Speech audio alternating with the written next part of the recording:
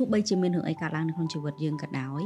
យើងអាចបោះបង់រឿងជាច្រើនប៉ុន្តែយើងអត់គួរណាបោះបង់អាខ្លួនយើងដែលនៅជាមួយយើងតាំងពីពិបាកតាំងពីសុបាយតាំងពីសុខនេះជួនកាលពេលខ្លះវានៅជាមួយនឹងខ្លួនយើងទៅយើងភ្លេចមើលឃើញជាការយល់ឃើញរបស់ខ្ញុំគិតថាអត់មានអ្នកណាដែលមានតម្លៃជាងខ្លួនយើងទេនៅក្នុងមួយជីវិតនេះខ្ញុំពិតជាធ្លាប់បាននិយាយថាទោះបីជាអ្នកដែលបង្កើតយើងឬក៏អ្នកដែលយើងបង្កើតក៏ដោយចាចុងបញ្ចប់នៃជីវិតគឺយើងនៅជាមួយនឹងខ្លួនឯងទេចឹងហេតុអីបានជាយើងបោះបង់មនុស្សម្នាក់ដែលនៅជាមួយខ្លួនយើងតាំងពីវិនាទីដំបូងនៃកំណើតយើងអាចនឹងឆ្លងកាត់រឿងពិបាកជីវិតគឺវាអញ្ចឹងចាយើងត្រូវការឆ្លងកាត់ឃ្លាលំបាកហើយពេលខ្លះក៏យើងធ្លាប់បានសុបាយហើយពេលខ្លះទៀតវាអាចល្អប្រសើរជាងនឹងខ្ញុំចង់ឲ្យមនុស្សមានសង្ឃឹមទោះបីជាអត់សង្ឃឹមយើងរៀនសង្ឃឹមខណៈពេលដែលយើងអស់សង្ឃឹមខ្ញុំចង់ឲ្យជឿពេលណាដែលយើងមានសង្ឃឹមយើងមានជំនឿហើយយើងជឿថាអ្វីដែលយើង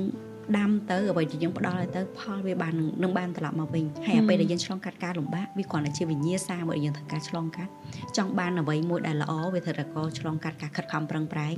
ចង់បានអ្វីមួយដែលស័ក្តិសមសម្រាប់ការខិតខំប្រឹងប្រែងវាត្រូវការឆ្លងកាត់វិញ្ញាសាដែលលំបាកឯងទោះបីជាវាជាផ្លូវចិត្តរឹងមាំក៏ដោយកម្លាំងខ្លាំងជាងមុនក៏ដោយស្មារតីល្អជាងមុនក៏ដោយអាហ្នឹង